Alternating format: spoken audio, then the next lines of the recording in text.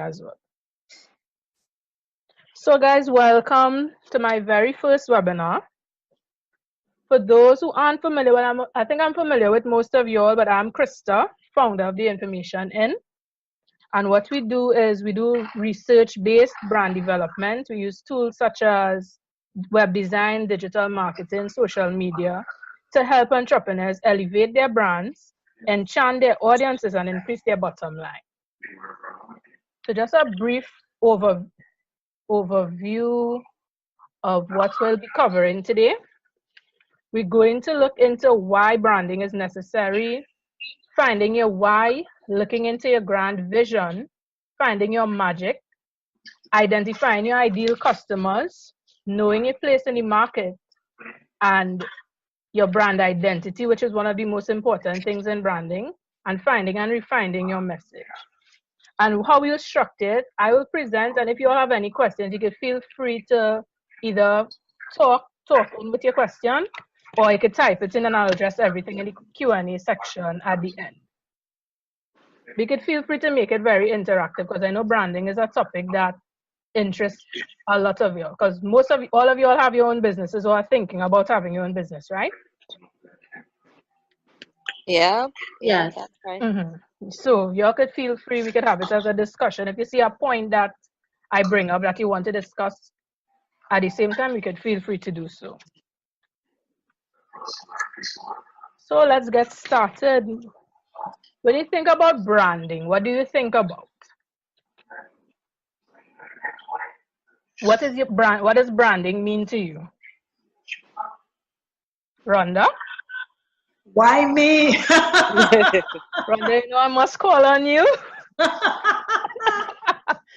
What do you think when you hear branding? What do you think about? Well, for me, you know, I'm the original brand lady. Of course. What to me, branding is reinforcing my message over and over until it becomes synonymous with my product, with my service, and most importantly, with me. So what Rhonda said is one of the most important keys to branding to me, and that is consistency.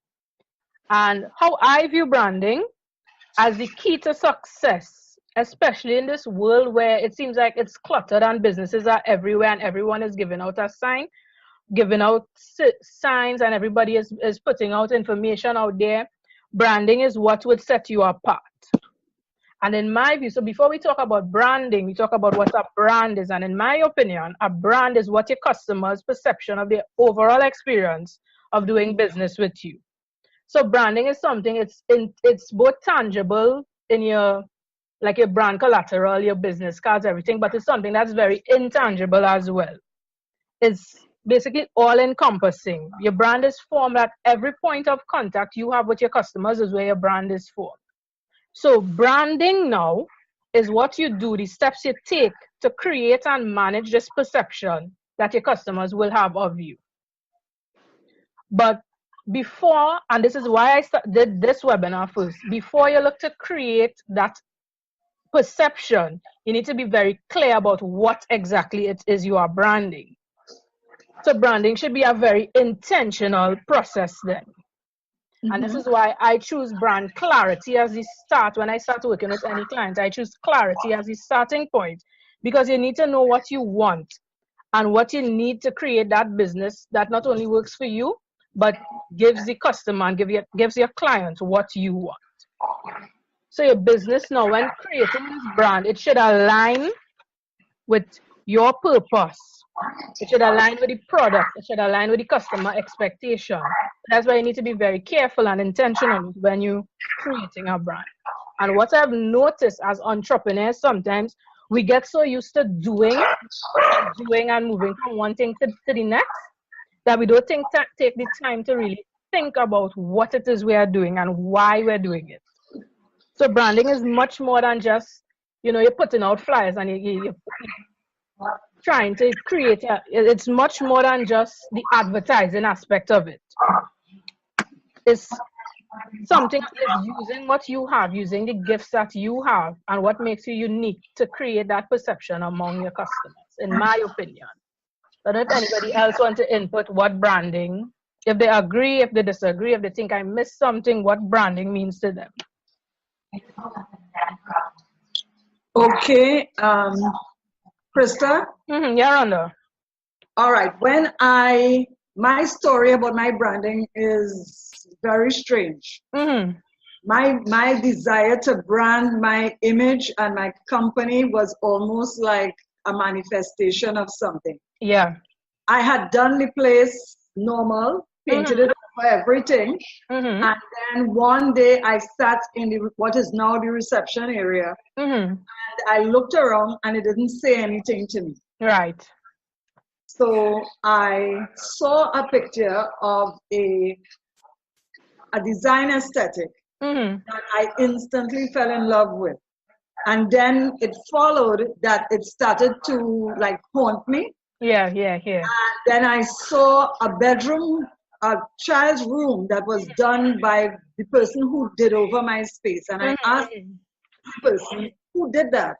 And she told me, and I had a meeting with him. And in our first conversation, what I asked him to do after we chatted a bit, I asked him, I said, listen, go outside and close the front door. And then open the front door and tell me what somebody should want to feel and experience as soon as they come to my office. And he created this space that is now Zoma. So it was more than just paint. It was to give people that vibe, that feeling of creativity, that feeling of comfort. The creative juices would start to flow immediately and that people would feel at ease, both with the brand that is Zoma and with the intention, because remember, I work with entrepreneurs more than anything else now. And the branding guided my modus operandi and has continued to do. And that's exactly how branding should work. It should really be that intangible feeling. That's one of the most important parts of branding that I think some people take for granted. So that's an important point, Rhonda. I think branding is a new thing to Trinidad, really. It is, but yet it's not. But yet it's not. I think people are paying more attention to it now. What it was. Yeah. So let's move on to the first, and this is something I always say. I posted this on my Instagram. Clarity determines your brand strategy.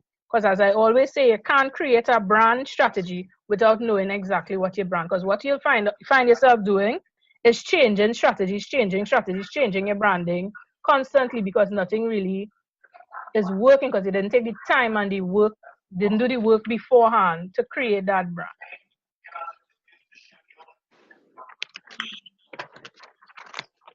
And one of the most important things about branding is that it is a source of competitive advantage. And what I mean by that, especially now, and all of us are entrepreneurs, and we know that businesses are everywhere. And it seems like every day, every week, there are new businesses popping up in your field. I do consulting, and Rhonda is a consultant too.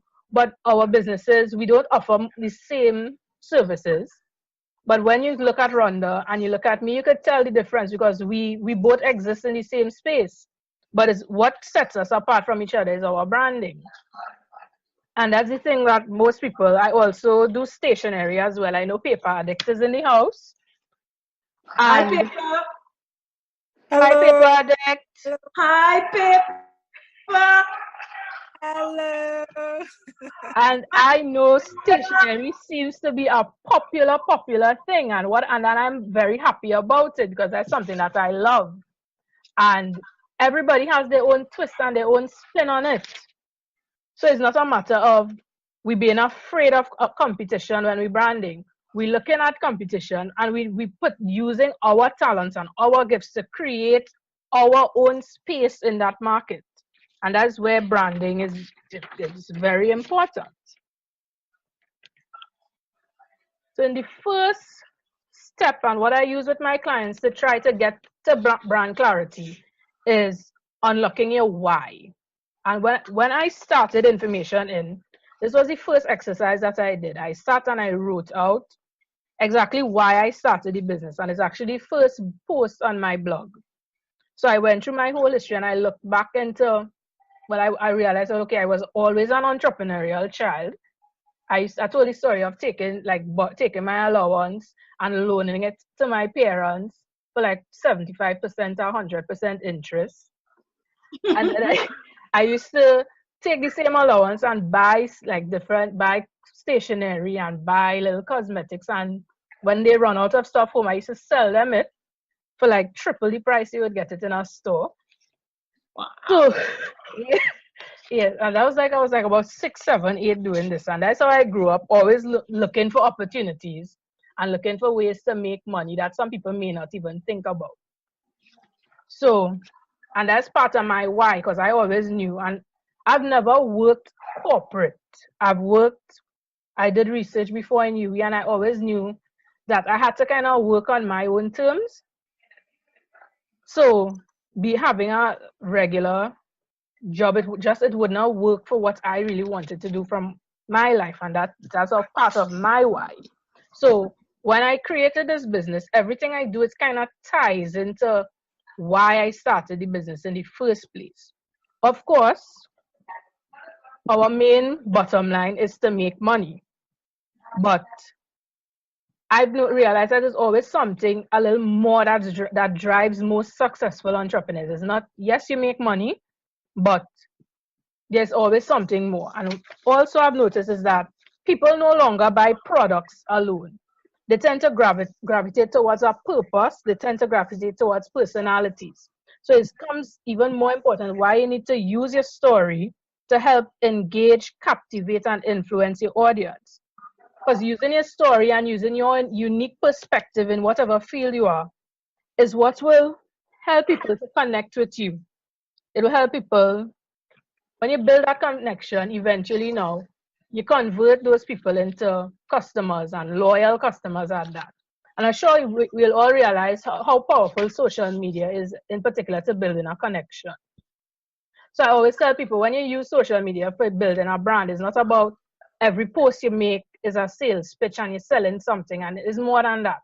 Is keeping into your values and keeping into your purpose, keeping into why you're in the business, and you're building a story, so everything builds on it, builds on the next one, everything builds from the previous one. You're building and you're telling your story, and people, it resonates with people.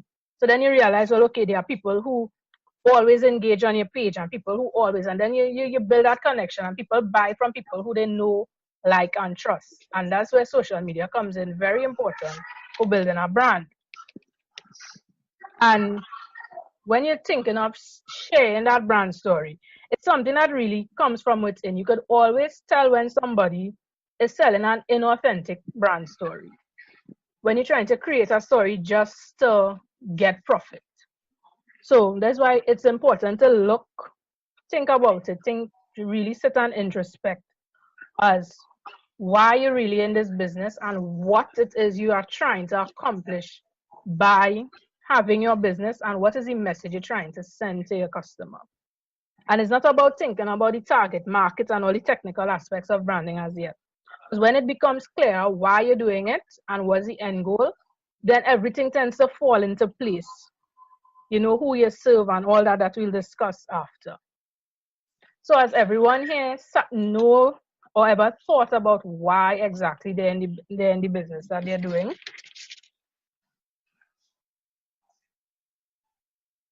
I wouldn't call on you, Rhonda, again. Thank you. I wouldn't call on Rhonda. Marva? Thank you. Yeah, Marva? Hey, Krista. Hey, Sorry, I hope Marva. you can hear me. Yeah, hearing you clearly. Yeah, so what's your question again? Have you thought about, or do you know why you're in the business that you're in? Yeah, I have, and I'm in a couple different businesses, so I have a why behind each one. Yeah. So I'm actually about to launch my coaching program now. So I've been going through this process of, figuring out my ideal client and, what her needs are, and my reason behind, the passion why I want to serve her and what I have to offer. So yeah, I find that's a very important piece. Yeah. So you find that it's identifying your target market and building that ideal client avatar. It's easier now that once you know why you're Mm-hmm. doing it, right? Exactly. It is. That's like the foundation. So I definitely agree with you. Mm-hmm. Yeah.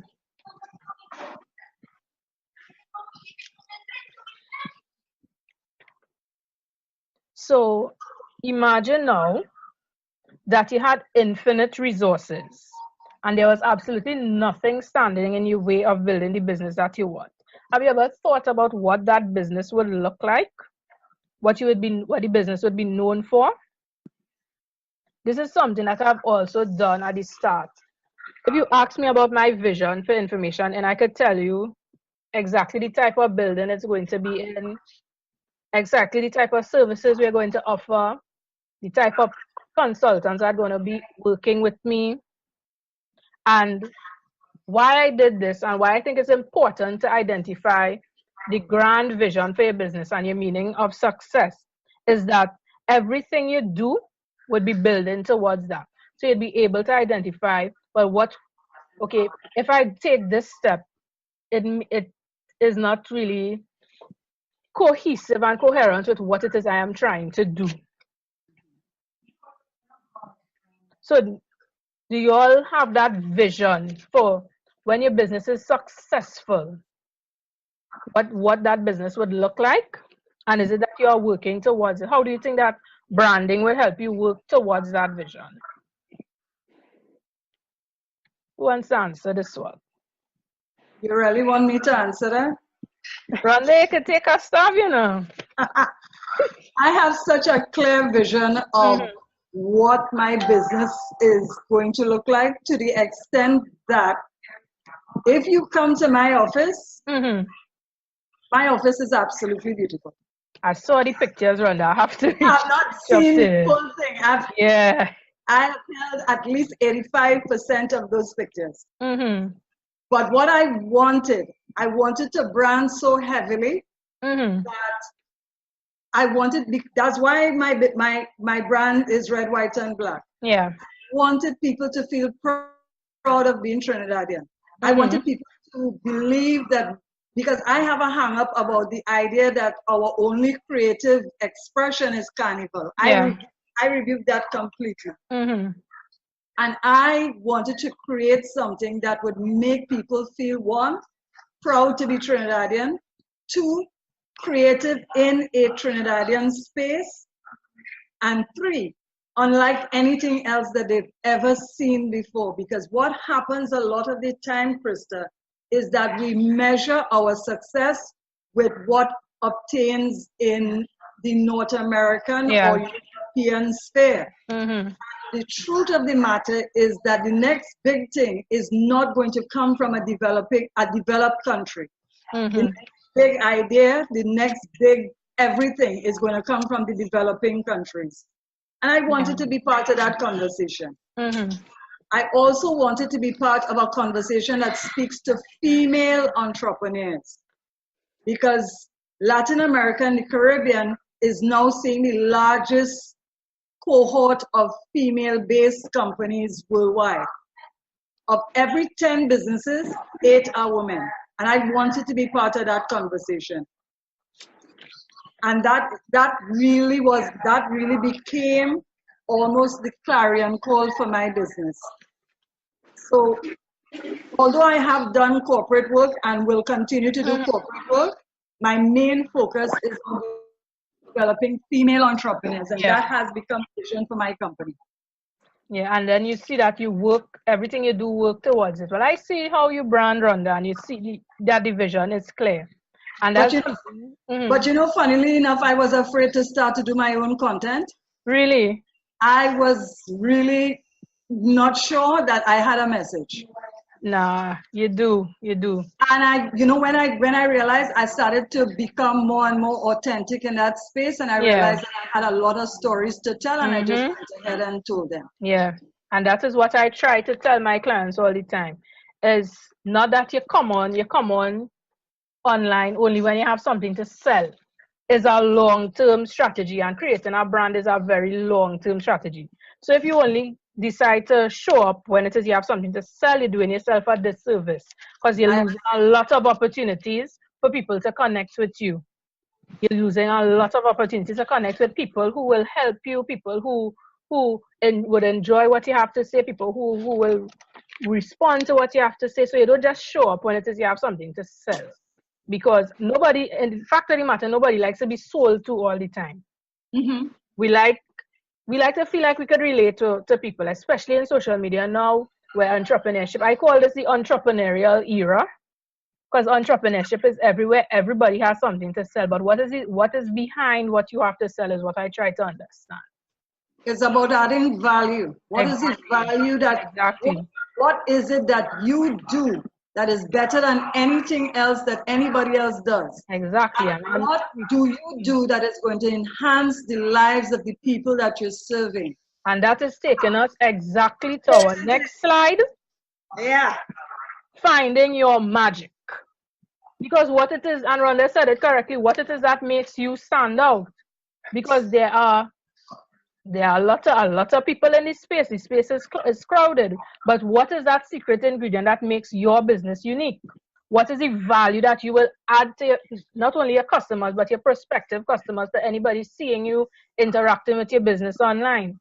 And that is where building your brand is important, because you need to know how to leverage your experiences, your education, your training, your background, everything about you that would position you above the rest. And the fact, as I spoke about it already, competition is really everywhere. And a lot of people offer the same products and services. But why, and think about it as a consumer too, why would you choose to you go to one person as opposed to the next? There must be something that clicks in your mind when you're making that purchasing decision. So we are both consumers and entrepreneurs. So as entrepreneurs, we need to know we have a responsibility. It's basically our duty to show off your value, show off your strengths, show off your uniqueness to customers and to prospects. And a lot of people come to me talking about, okay, they feel it's saturated. But when I question, okay, well, if it's saturated, what different? What are you doing different to stand out? And then they kind of not sure about what they're saying. Even if your field is saturated, and then I use this example of the food industry. In San Fernando, we have KFC and Royal Castle basically opposite each other in Library Corner. It's not a matter of it's saturated and they compete. KFC has their positioning and Royal Castle has their positioning. So they could coexist. That's why I believe that yes, the fields are saturated, and yes, there are a lot of businesses, but there is enough room in the market for all of us to exist. Everybody just offers something different. And once you zone in on what makes you unique and use that as a source of competitive advantage, things become clearer to you. And that's how you make an impact with your brand. You find that source of value, you find that source of uniqueness, and you have to be able to not only know that, because it's all well and good that you know your value and you know your uniqueness, but you need to be able to communicate that value with everyone. And that is how brands are built. You communicate your value, and it's a constant. Rhonda spoke about, she pointed to being consistent. Everything you do, all your messaging, everything, it has to show off your business in the best light. And it comes with just being proud about what you have to offer, being proud about what you do. People will notice. People will notice, and it will resonate with them. So anybody has anything to add about using your sources of uniqueness and using your value to build your brand? So we could move on. And this is why I always say you have to dig deep into the foundation of your business. I love to find the tiny details that set you apart from your competition. Sometimes it's something very small, but it's how you use that to your advantage is what makes you different and what gives you that winning edge. One of the things I decided, Christa, is that by and large, I do not use curated images. So almost all my images are either my niece, my business, events that I've had. surface, and more you will see more of the background things than Yeah. because I want my brand to be relatable. Yeah. We have a joke that we say that when people come to the place, they don't even ask, may I see, can I see inside this room? Yeah. People just walk in, Yeah. start to walk around and start to look and touch the walls and everything. And I wanted that. I wanted people to just immediately feel that vibe, that energy. Mm-hmm. So it comes from a place of wanting to share the joy that I feel in service. Mm-hmm. And I think that is what I would want to suggest, that entrepreneurs literally fall in love with their brand. Because if Yeah. you love it, if Yeah. you love it, then you will sell it at any opportunity. Yep. And then the way that you sell it would be different. Exactly. It would show. Because Mhm. you could always tell who in it for the hustle and who in it for the love. You could always tell the difference. And there's nothing wrong with that hustle mentality, but I'm all about building a long-term business, building something that sustains. Something is a legacy. It's not all about hustle and money. It's about creating a legacy for yourself. And once you have that passion and that drive and that love, and you know what you're about, and you know the value that you have to offer, the way you do business is different. The way you promote your business is different. And that's something that I personally take very serious in how I present my business. And well, basically I have two businesses in one. But in both of them, I take it very serious because I know exactly where it is I want to be. So, and I know all the steps that need to be taken to get there. And that's something that I try to share with anyone who comes across in my business. Because when I created the business, was to make other entrepreneurs win. It's not just about me. It's about sharing what I know and sharing my vision with everyone else. So we all progressing together, and that's just my view of how business should be. You know what I fell in love with your business, the stationery part. Mm-hmm.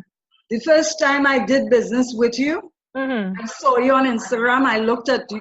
I'm very detail oriented. So I Yeah. like people. I am very detail oriented. My strength in the business is process. Mm-hmm. But you know what I liked? I like how you package your items. Mm-hmm. And the first product I got it in TT Post. But when it was opened, it was almost like opening a little something that somebody who loves you, who cares about you, sent something for you. So there was a little sticky something, and then you open it, and then I saw all these beautiful stuff and all the pens and all the nice girly things that is make you feel as if you could conquer the world. Mm-hmm. And as time has gone on, you have upped your game even more so, because now there's a nice little thank you note inside of it. And I'm always looking forward to what next is Christa going to send to me. And that's exactly. And that is what somebody should want to feel in having a business or in being an entrepreneur. It is not just about selling.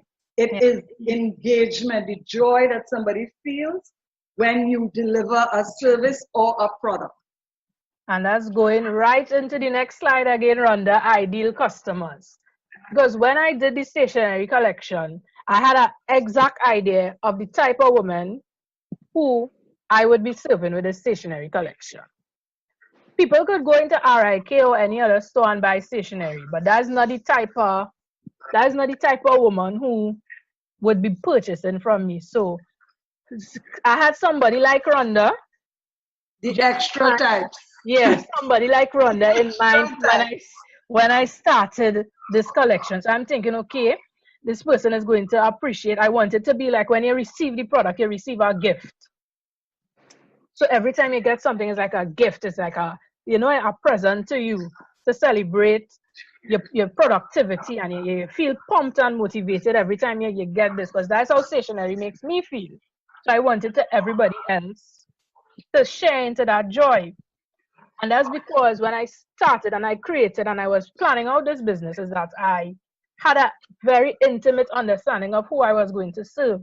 And that not only in stationery, but in any field and any business you have, you need to have that understanding of who you're going to see. Because no business could exist without customers. No business. You can have the best graphics and the best anything, but if you have no customers coming into your business, then you really do have a business. So the most important thing with building a brand now, when you're dealing with customers, you need to know who you're going to serve and what the expectations are of you. Because when you promise certain things, and this is what a brand is basically, a promise to your customers. If you promise luxury and you promise an experience, and that's what they expect. But then when they interacting with the brand on every different touch point, and there's a disconnect because they're not receiving what you promised them. That's where people become dissatisfied, and there's a disconnect with your brand. So once you understand exactly what that ideal customer or that customer you're looking for, what they expect from you, and you keep working towards that, that's where you build your reputation. That's where you build your brand. That's where you'll be able to serve people. And when you serve one, word of mouth is very important still. And you build a little community around the brand. And that's what builds businesses, that community. When people think about a certain field, they should think about, well, yeah, this person is the go-to for this. This person is the go-to for that. That's how it should be. And that comes from knowing who you want to serve and knowing how you should serve them. Because there should be a connect with the two. So I don't know if you all have anything else to add about knowing your ideal customers and how knowing their expectations would help you to build your business. Well, I have something to say. Hi. Hearing. Okay. I get what you're saying because, look, for example, I do stationery as well. Yeah. But because I have a passion for stationery since I was small. Yeah. So for me, this is my pet project. Yeah. Because it's my bread and butter. Mm-hmm. So when I decided into going into stationery, I knew, like you, I wasn't going for the RIK. Yeah. Go by Charons. Because there's even like people will tell you, oh, why don't you bring this? Why don't you bring that? I don't cater for that market. Yeah. And so the stuff that I bring, like if I know I'm not going to use it, Mm-hmm. don't bring it. Yeah. So that's how I choose my stuff. Mm-hmm. People who are going to shop like me. Yeah. If I like it, I'm going to use it. That I'm going to bring it. That's how I choose what I like, what I sell the stationery. Yeah. I'm not the girliest of girls. Mm-hmm. I love girly, but I'm not the girly. So even like in how I present my stationery, I still, always at the back of my mind is still some sort of social responsibility, like because even I love the written old school way, but still I don't want to be taking up a set of plastic, a set of this, a set. So even my packaging, I make sure it's veggieware packaging. I recently started stuffing like the boxes and stuff with shredded paper. Yeah. So understanding who you're catering for is a really major part of your branding, because then it keeps you from wasting time. Yep. Or from just drawing the wrong people toward you and ideal customers. Because once you brand yourself as being this type of corporation or whatever, who you are, then those are the people that say, oh, that is, by the time somebody discusses something, they'll be like, oh, I know who you're looking for. Yeah. As you go so instead of you go so. Yeah. So I totally understand, and that's why I think I could come on a webinar like this and we could cohesive understand you could coexist with the same type of people, same field is all due to branding. Yeah, because we are in the same field with the stationery, but I have referred several people to you because sometimes I may not have what they're looking for, but I know, okay, but from the time this person is discussing, they want A, B, and C. I know, okay, well, paper deck, go to paper deck. And it's not nothing for me to refer people to somebody who does this basic same thing as I do. Yeah, because I'm always referring people to all kinds of different people. And that's the thing, we have enough customers, there's enough people, there's enough money to go around. That's why I always say. Always say. Yeah. So that's why it's nothing. It's all about uplifting, because the whole business scape. Because when I did my MSc, I did my research with business clusters, right? And that's a theory that when businesses are close together physically in location, the whole industry, that whole area benefits. It always is a more successful and competitive environment. And that's something that while we are online and we are all digital businesses, that's something that kind of I always have in the back of my head. If everybody has this does this work together, I mean, you don't have to directly work together, but you support each other and you create a successful entrepreneurial landscape in Trinidad, everybody will benefit in the long run. I think that's a mentality that locally a lot of us still have to develop to a large extent. Yeah, that's true. Always in for me, yeah, for myself, they don't want to share with your neighbor. Yeah. And the thing is, if it is you can coexist with someone even within your same field, as I said, I seen it from personal experience. Yeah. You do better business, not just in the short term, but in the long term. It's true. It's true. Because you create a better, as I said, the ecosystem for entrepreneurship. But it's something I agree with you that a lot of people still in this me kind of mentality. So it's something that has to develop. But I think in the long term, I think we taking baby steps to get there. We'll take baby steps. And again, go straight into this next side, which is your place in the market, which is very important because, again, your business doesn't exist by itself. It exists within the market. So knowing how to position your brand is very important in this crowded marketplace. And I think we covered a lot of this already. We have competition, but knowing where you want your business to lie is knowing where you want your business to stand in the world is something that will guide how you do business. It will guide how your business looks, how your business feels, the messages that you send across to the world. It will, and the most important thing is highlighting your strengths, your unique strengths and your brilliance to get you there. And this is something that I say is that you don't have to shout when your work speaks for itself. And what I mean by this, and this is something that I kind of take social media breaks because of it, because sometimes there's a lot of noise, a lot of people just talk for talking's sake. And you don't really get the value in the messages. It's like, okay, you have a content calendar and that says you have to post 3 times a day and you're just posting because you have to. But I believe once you do good work and you create a brand that people can't ignore.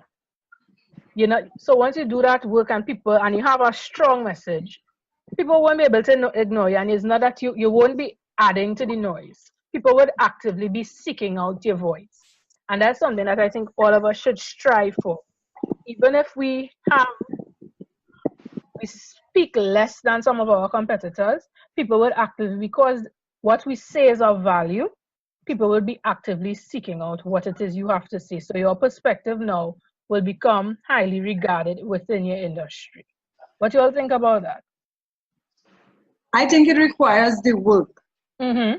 Mm-hmm. As you know, I hold workshops for entrepreneurs. I do events for entrepreneurs as well, because now I've realized that entrepreneurs need to have a space where they could meet each other and probably in that space talk about the problems that you feel that you have, that another entrepreneur has surmounted, and creating that conversation. But what I think happens a lot of the time, and I don't know if you have had that experience, is that this is it.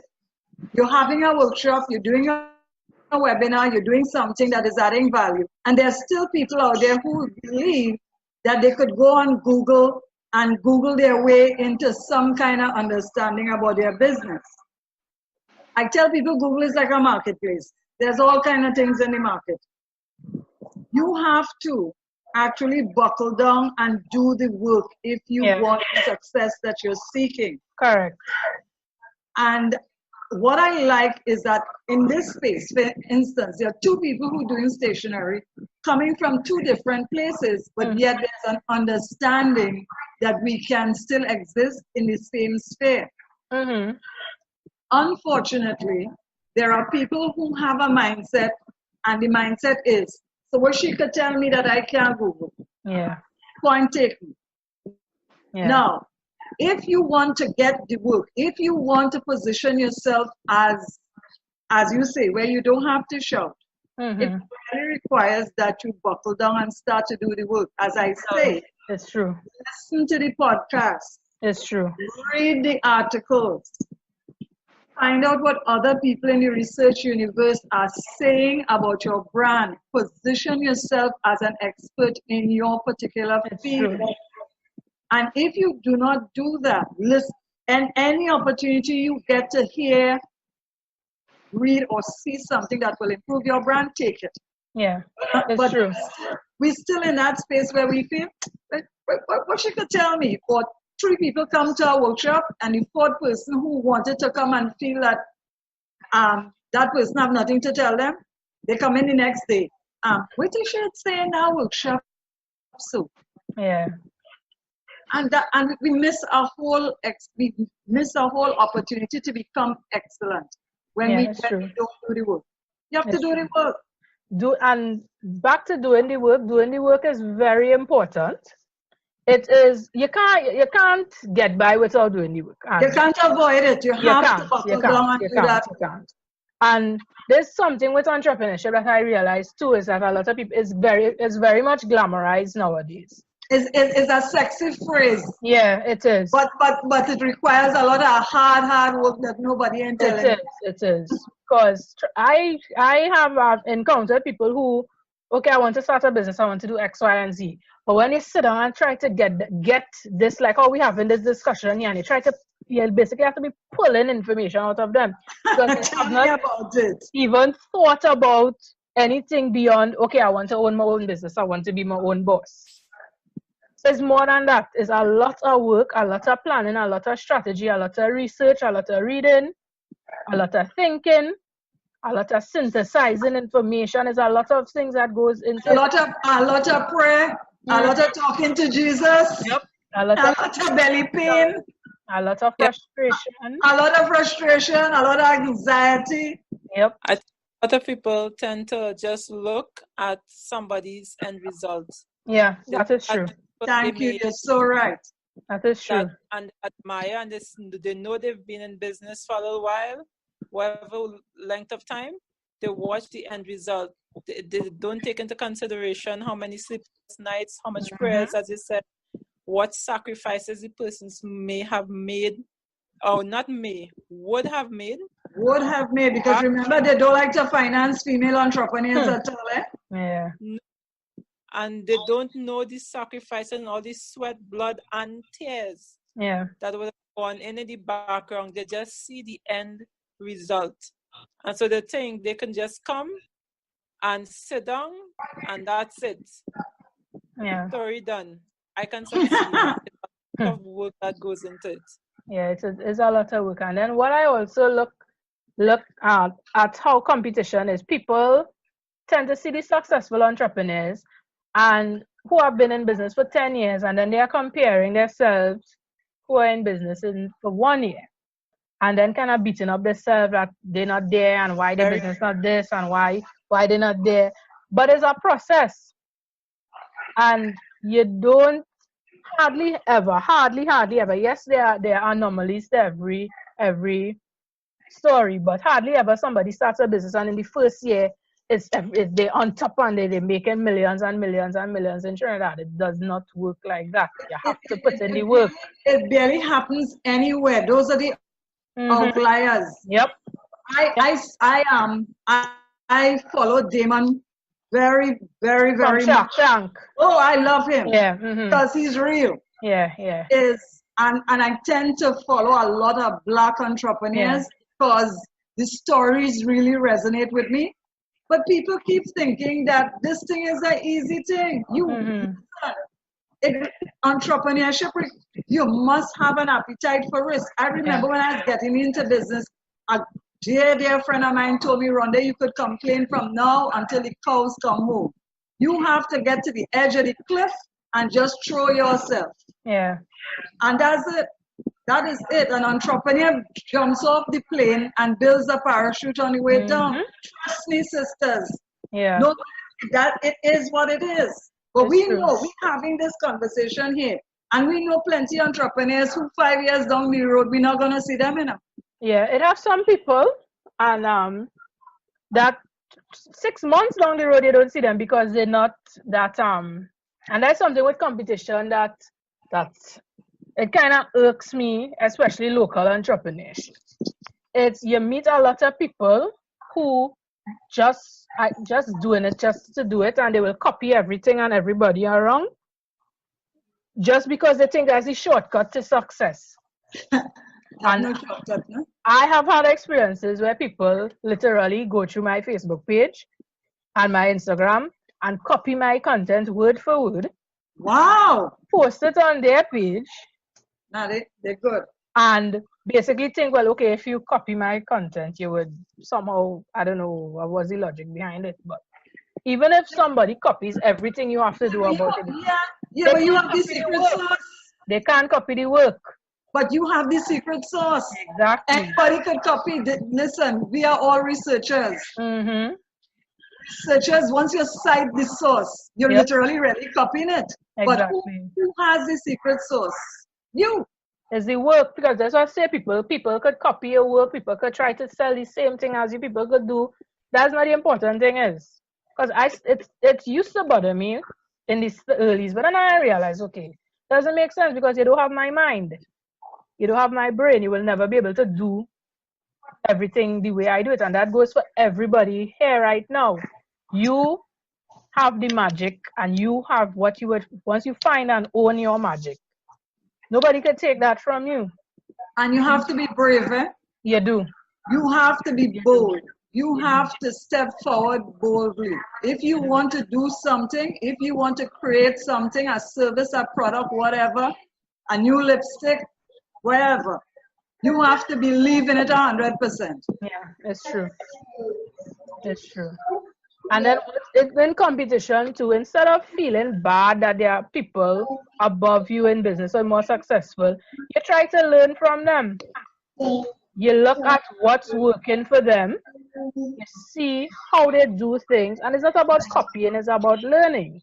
So if you look at certain Damon and the entrepreneurs that Rhonda spoke about, I like Mark Cuban a lot too. You sit down and you learn, and you could learn something from everyone. But especially if somebody is successful in business, you don't have to copy them. You take lessons and you apply them to your context, and that is how you learn and grow and build. And that's something that I realize people, that learning aspect of it is something that people take for granted. Instead of learning, you copy, but copying will never get anybody anywhere. People who pay attention will always know the difference between someone just using something and something that comes from them because it resonates.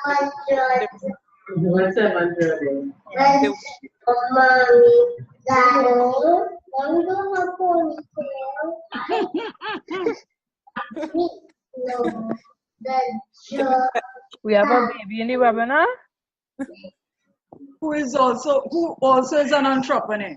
Okay. If you listen to the conversation.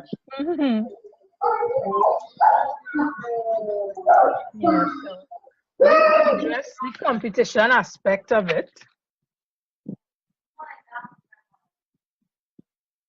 this is probably my favorite part of branding, that whole look and feel, the aesthetic, know that, and your brand identity.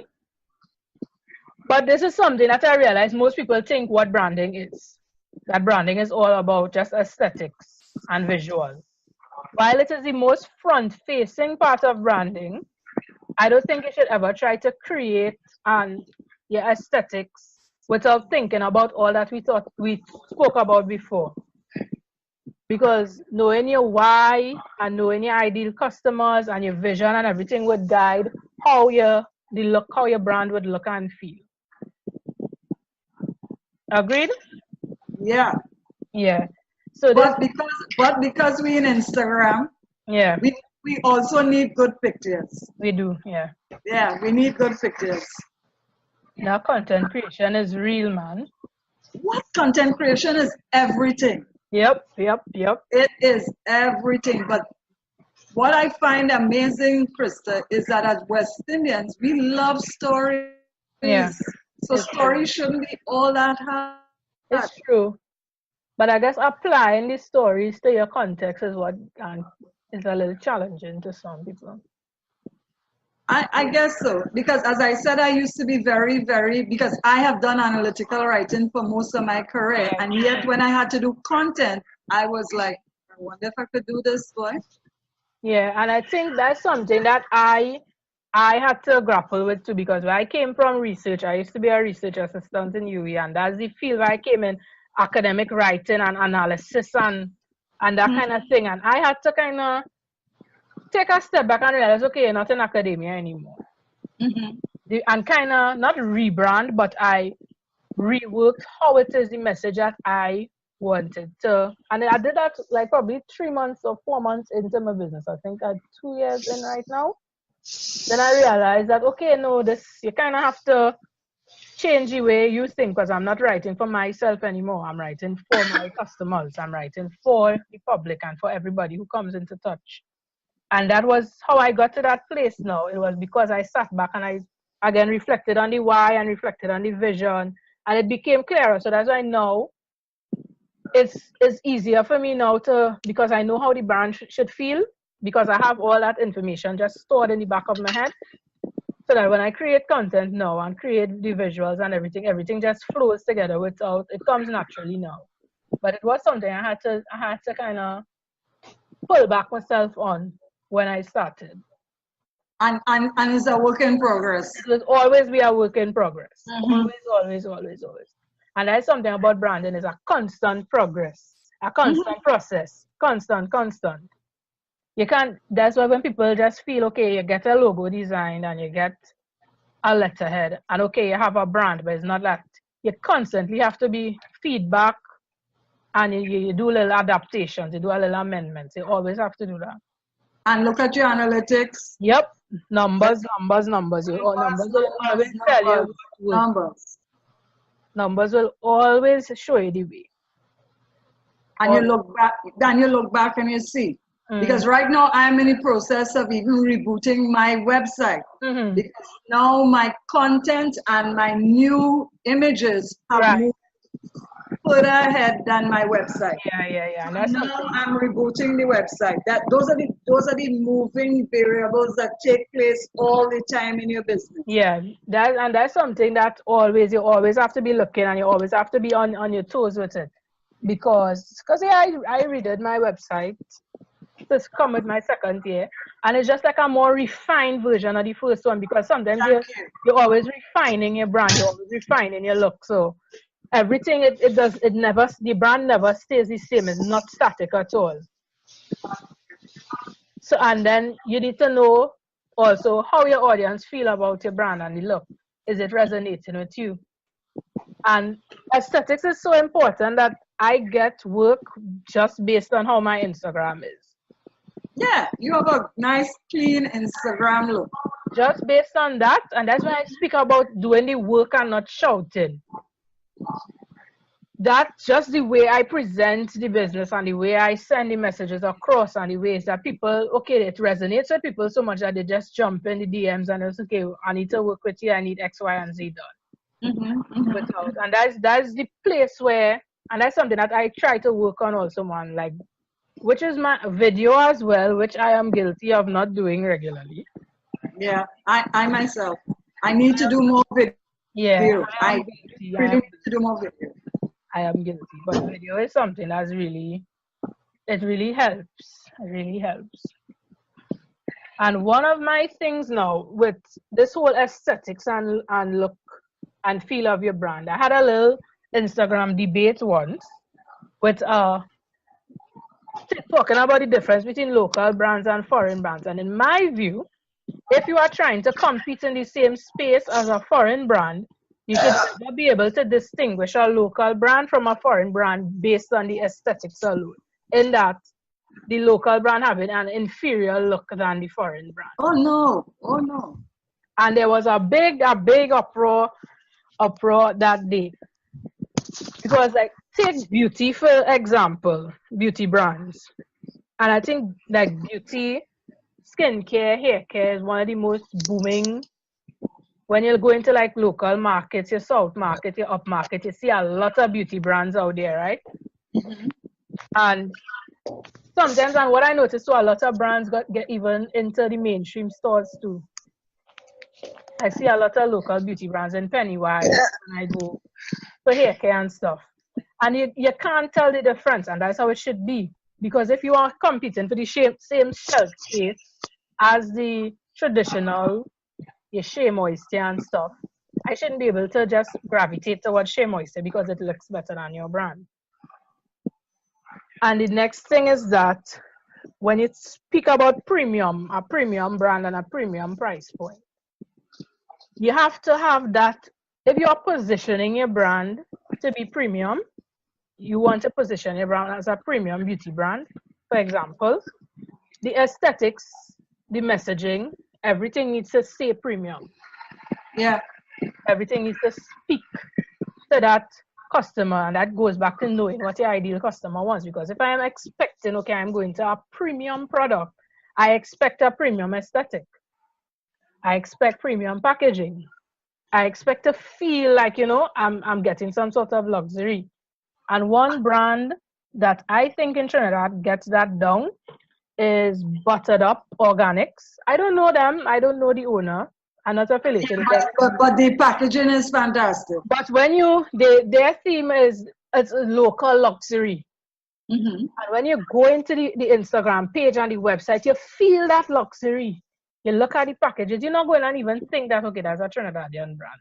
You don't feel like it because they don't present themselves like, they present it as how the brand promises. It's local luxury. When you go into the stores and you see it, you feel that way. You feel the luxury. And there's one brand I think got it correct in matching the aesthetics with the promise that they have to customers. I'm sure they have other examples as well. And I remember a brand person telling me that my website and my content was too polished. Too polished? Yeah, and up to now, I haven't figured that part out yet. In what sense it was too polished? I didn't understand what she meant, and I left it alone. Because just because I come from Trinidad mm-hmm. doesn't mean that I must not want to be the best version of myself. Agreed. Instagram has said to us that there are no borders in it. Yeah. A lot of the people who follow me are not local people. Mm-hmm. I've made some fantastic friends outside in the virtual world that I would not have met had it not been for Instagram. Yeah, so you're telling me that my brand is too polished. It's kind of like somebody telling you, Christa, that your brand is too polished. Your brand is fantastic. And it can be positioned almost anywhere, whether it's Trinidad, whether it's New York, whether it's London, whether it's Japan. The brand can fit into any dimension seamlessly without being immediately, but that's a Trinidad brand. No, it's just Instagram, it crosses all borders. So when she said it, I wasn't sure about it, so I left it alone. Yeah, your business should should cross. That's my aim. Yeah. To have an international business. Yeah, because think about it for a second, Christa. If you think about your brand alone, you will know. Put your aesthetics and your brand into any dimension. Tell me what you come up with. Yeah. It fits everywhere. It works. As I'm not understanding that too polished.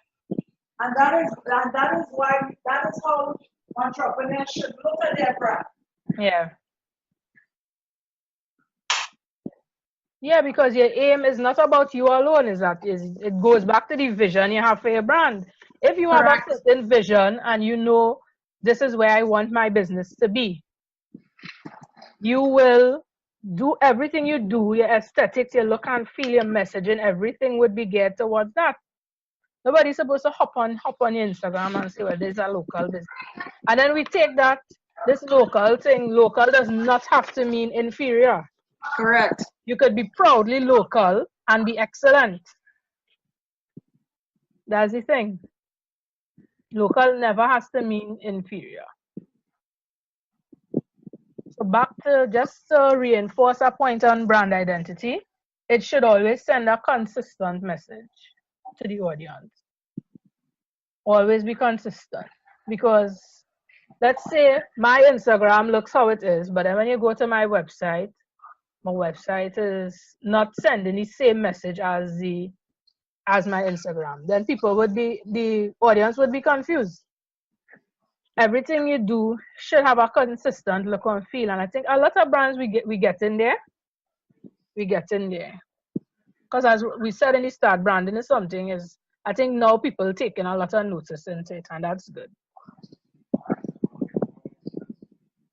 And the last point, I think we kind of covered this already when we spoke about content, your brand message. Brand messaging is important because it's how you convey the underlying value proposition. It's all about the language you use in your content. Is your brand message is what would make buyers relate to your brand. And then you could use your brand message to either inspire, you could persuade, you could motivate them. And ultimately, your goal is to obviously make them buy your product. And brand message should always resonate with your audience. And this is what I was kind of saying at the start in content creation. Being clear on the message that I wanted to share made content creation easier for me. And I think once we are all clear on what it is we want to say and how people should feel, creating content and sending your message across would become it would, because you already know what your customers expect, you already know how they feel, and you know how you now fit in to solve their problem. So then it would be easy now to share that message out to the world. You all agree? I totally agree. Yeah. I agree. Another thing that you talked about, and I want to reinforce, I work with entrepreneurs almost totally. Because I work with entrepreneurs, I shop from entrepreneurs. Yeah. If you come by me, every single thing in my place has been created, built, bought from an entrepreneur. We need to give the entrepreneur the sale. Yeah. We need to build that ecosystem where not only do we use our voice to promote each other, promote with the pocket too. Yeah. Give somebody a sale. Invite somebody to something. Sometimes people go a $200 sale or a $50 sale or a $40 or $10 sale means a lot to an entrepreneur. It gives an entrepreneur hope in them. So I would really like to see more in this space, that more entrepreneurs support each other, especially support the female entrepreneurs. I'll tell you why. Because for a lot of female entrepreneurs, they're not fully in. They're not fully in. For a lot of them, it's a side hustle. And when you give that entrepreneur a sale, you do not know how far your $10 or your $20 is giving that person hope that, yeah, I could really do something with this. I could really leave that job that I hate. I can really put something extra in the pocket that will buy lunch for me or for the children or to pay a bill or something. It's real. It is a real thing. So not only give them the voice and the platform, give them the sale as well. Yeah, I agree. So we kind of touched on this now with branding. You need to know if if you are making the right impact. Because we all know the purpose, as we said in this very start, the purpose of your brand is to set yourself apart from competitors, is to create that connection with your customers, right? So this is something that we always have to be monitoring if it is you are making the right impact. And so you can think about your business now, think about your business, and it's something that has to be done constantly. And look back to the initial vision of your brand and think about is what you're doing right now, would that take you closer to the vision that you have for your brand? If not, what steps you could take or what strategies you could implement to get you closer to that vision. Then you should also be mindful if people viewing your business in the way that you intended, because if not, then I mean there's a disconnect with your branding and with the messages that you send. And then you go in and you tweak. It's something that is a constant thing. That's where analytics is also important too. You look at the numbers, look at what the numbers telling you. And then based on the numbers, based on the analytics, you know what works, you know what doesn't work, and then you know what little changes you can make. And it can be simple as what you post on Instagram. Analytics is always right there. You look, you see what posts get the most traction. Then you do more of that because that's what something with your audience. So if you think about your business as it stands now, you think about your products or services, sometimes you always have to keep tweaking to see if you need to add something, if you need to remove something to make your business more appeal to the ideal customer and to realizing that vision for your business, that long-term vision. And that's something a process that I went through. I evaluate my business every few months. Sometimes I promote certain things more than others because it's something that would take me closer to where I want to be. Sometimes I actually cut some services. So it's always a work in progress. So basically we are come to the end of the presentation part of the webinar. So just to reinforce what we spoke about today about having clarity in what you do in your business, it will determine your brand strategy. So a clear brand strategy is grounded in your why. It's designed to make your vision come to life. It will show off your value, strengths, and uniqueness. It communicates clearly with your ideal customers. It positions your business in your industry, has a cohesive aesthetic, shares a consistent message, and assesses, most importantly, it assesses its impact and makes adjustments when needed. And well, this is just a service that I offer in helping entrepreneurs. It's because clarity, I believe, is the first thing in creating your business strategy. So I help entrepreneurs get that clarity. I see Rachel Ann here. I see Michelle. Any questions, anyone? No, I appreciated the information because sometimes I think even though you may know certain things, like Rhonda said, it's good to go back, and even if it's 2 or 3 in a group, there's always something you can learn from somebody, and we will never know it all. Yeah, and that's why I wanted it to be interactive too. Because while I'm presenting the webinar, Rhonda had a lot to say, you had a lot to say. So it's always a constant learning and constant conversation. And that's why I would want to have more, to have that conversation, to keep the conversation going and reinforcing what we know and keep that spirit of learning. Come. Christa, I have a question. Hi, Mava? Yes. Hi, Mava. Just in terms of how you mentioned that the why is like the foundation of your brand and everything you do. Would you mind sharing your why with us, the why behind your business? Okay, my why is a kind of long. When I left, well, I told you all I was working at the university, UWI, for I think it was 3 or 4 years. And when I realized we are conditioned when you go to school, you finish school, and yes, you get a job. Basically, that's how we are conditioned here. And when I noticed that, okay, I kept sending in job applications and I was getting responses that, okay, I was either overqualified for a lot of them, which I found to be absurd because, I just came out of school basically, or you're getting underqualified. But those that were willing to take you, they want to pay you way less than the value that I placed on myself. So then I realized, okay, I've always been entrepreneurial, and I believe that resourcefulness is one of my main strong points, and I always find a way to do what I want to do and to succeed. So I decided, okay, I realized that the culture is really one where you just take people to work and you exploit them for what they need and you're not really building anything for yourself. So I decided to create my information in to make it as a space where other young entrepreneurs like myself could not only be employed but be valued for the skills and what they have to offer.